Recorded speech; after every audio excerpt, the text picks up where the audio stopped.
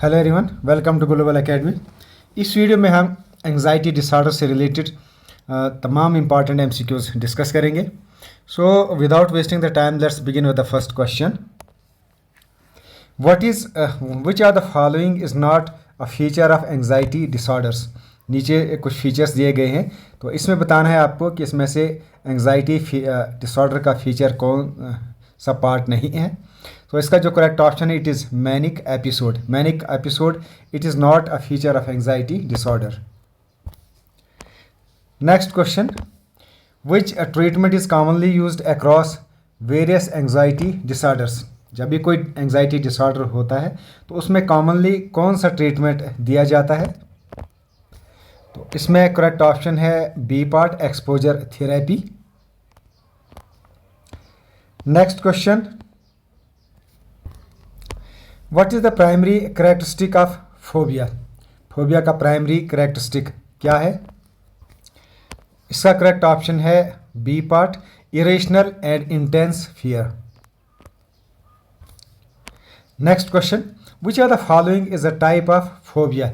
नीचे कुछ टाइप्स दिए गए हैं, इसमें आपको बताना है कि इनमें से कौन फोबिया की ही एक टाइप है। सो इसका करेक्ट ऑप्शन है B part, social anxiety disorder. Next question, what type of behaviour do individuals with phobias typically exhibit. जिन लोगों में फोबियाज होता है, नॉर्मली उनका जो बिहेवियर है वो किस टाइप का होता है, किस टाइप का बिहेवियर वो एग्जिबिट करते हैं। तो इसका करेक्ट ऑप्शन है अवॉइडेंस बिहेवियर।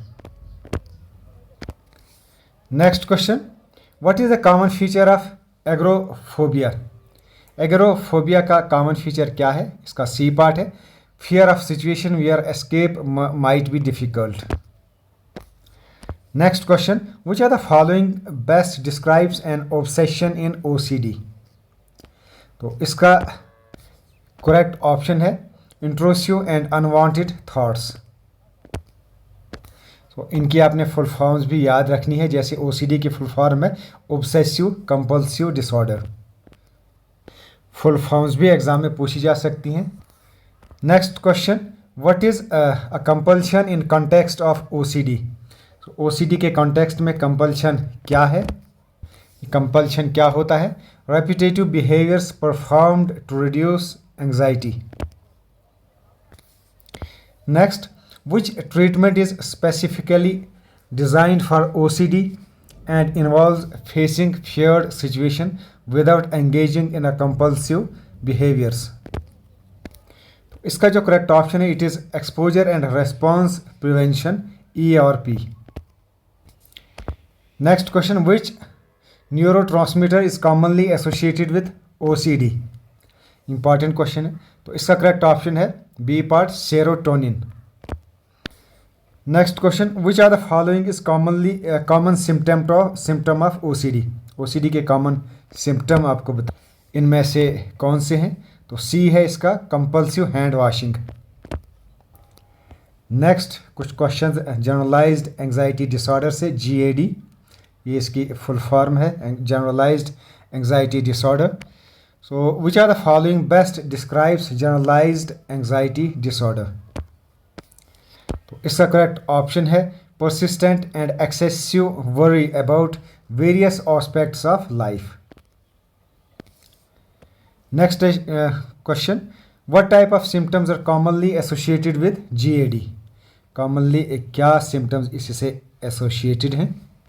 तो इसका करेक्ट ऑप्शन है muscle tension and restlessness. Next question, which type of therapy is often effective in treating GAD। GAD में ज़्यादातर कौन सी थेरेपी दी जाती है। B part, cognitive behavioural therapy, CBT। तो ये जो कुछ थेरेपीज़ वगैरह मैंने यहाँ लिखी हुई हैं, इनकी भी आपको ये फुल फॉर्म याद रखनी है। Next question, what kind of medication is commonly prescribed for GAD। GAD के लिए ज़्यादातर कौन सी मेडिकेशन प्रेस्क्राइब की जाती है। SSRIs, जिसका ये फुल फॉर्म है selective serotonin reuptake inhibitors, C part है इसका। नाउ नेक्स्ट, पैनिक डिसऑर्डर से रिलेटेड कुछ important MCQs। What characterize a panic attack in panic disorder? Panic disorder में जो पैनिक अटैक आते हैं उसकी क्या करेक्टरिस्टिक्स है?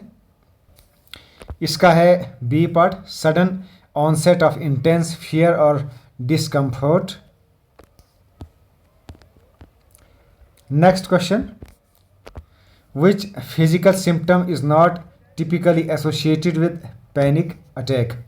नीचे कुछ सिम्टम्स दी गई हैं, इसमें आपको बताना है कि पैनिक अटैक से कौन सी सिम्टम्स एसोसिएटेड नहीं हैं। तो इसका करेक्ट ऑप्शन है C part, हेलोकिनेशन।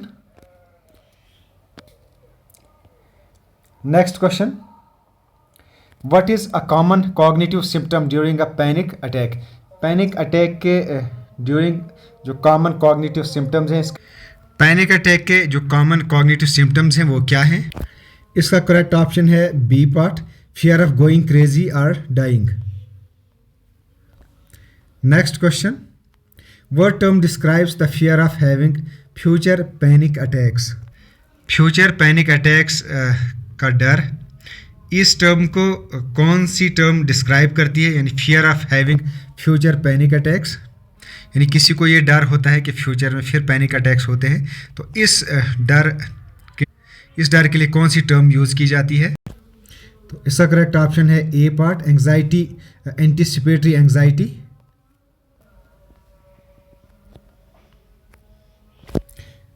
Next question, which treatment is often used for panic disorder and involves facing feared situations? Panic disorder के लिए ऑफन कौन सी ट्रीटमेंट दिए जाते हैं और इसमें इन्वॉल्व होता है फियर्ड सिचुएशंस भी इसमें इन्वॉल्व होती हैं? तो इसका करेक्ट ऑप्शन है cognitive behavioural therapy, CBT। Now post traumatic stress disorder, PTSD, इससे रिलेटेड कुछ important MCQs, which are the following is primary feature of PTSD? इसके प्राइमरी फीचर्स क्या हैं? इसका करेक्ट ऑप्शन है C part, intrusive memories and flashbacks. Next, what type of therapy is commonly used for PTSD and involves processing traumatic memories? PTSD के लिए ज़्यादातर कौन सी therapy दी जाती है? That involves processing traumatic memories. So इसका correct option है A part, cognitive processing therapy, CPT। Next, which medication is often prescribe to help manage PTSD symptoms? PTSD symptoms को मैनेज करने के लिए कौन सी मेडिकेशन प्रेस्क्राइब की जाती है? इसका करेक्ट ऑप्शन है C part, SSRIs, selective serotonin reuptake inhibitors. Next, which are the following is not a symptom of PTSD? इसमें से कौन सी PTSD के सिम्टम्स नहीं है? Manic episodes. बाकी जो भी हैं यहाँ लिखी हुई हैं, they are the symptoms of PTSD। इनको आप पास करके देख सकते हैं। कुछ और important MCQs related to phobias जो बहुत ही इंपॉर्टेंट है आपके एग्जाम के लिए।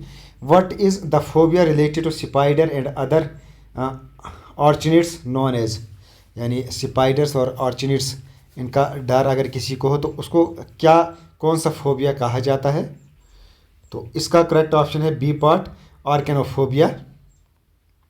स्पाइडर और दूसरे जो आर्कनिड्स इनका डर, उसको आर्केनोफोबिया कहा जाता है। बहुत सारी आपने खास करके लड़कियों में देखा होगा कि वो स्पाइडर से या छोटे छोटे कीड़ों से डरते हैं, तो उसको आर्केनोफोबिया कहा जाता है।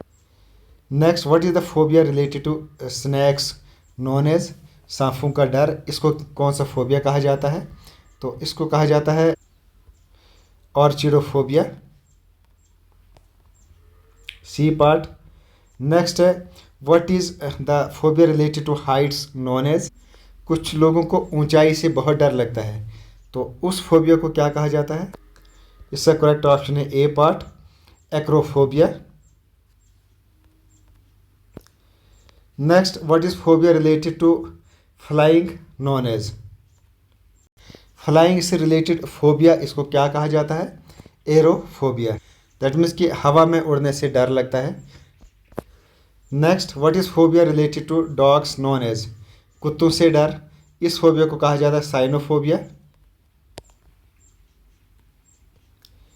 Next, phobia related to thunder and lightning, तो इसको कहा जाता है बी पार्ट एस्ट्रोफोबिया।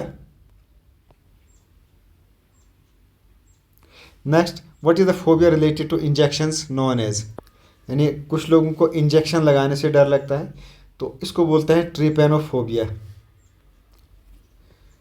इसमें बहुत सारे फोबियाज़ थे, लेकिन मैंने कोशिश की है कि जो सबसे इम्पॉर्टेंट फोबियाज़ हैं उनको मैं इस एमसीक्यू सीरीज़ में लेकर आया हूँ। नेक्स्ट है what is phobia related to social interactions known as, कुछ लोगों को सोशल इंटरेक्शंस से भी डर लगता है, वो लोगों से मेल मिलाप रखना पसंद नहीं करते, तो इस फोबिया को बोलते हैं social phobia.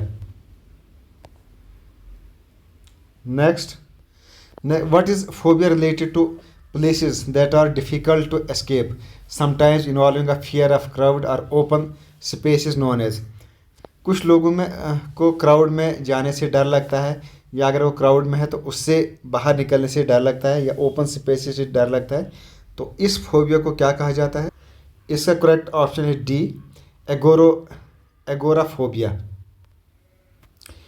Now last question इस टॉपिक से related, what is phobia related to germs, dirt and other contaminates known as, germ से या धूल वगैरह से डर या कंटेमिनेट से डर किसी को होता है, फोबिया होता है, तो इस टाइप के फोबिया को क्या कहा जाता है? It is known as मीज़ोफोबिया।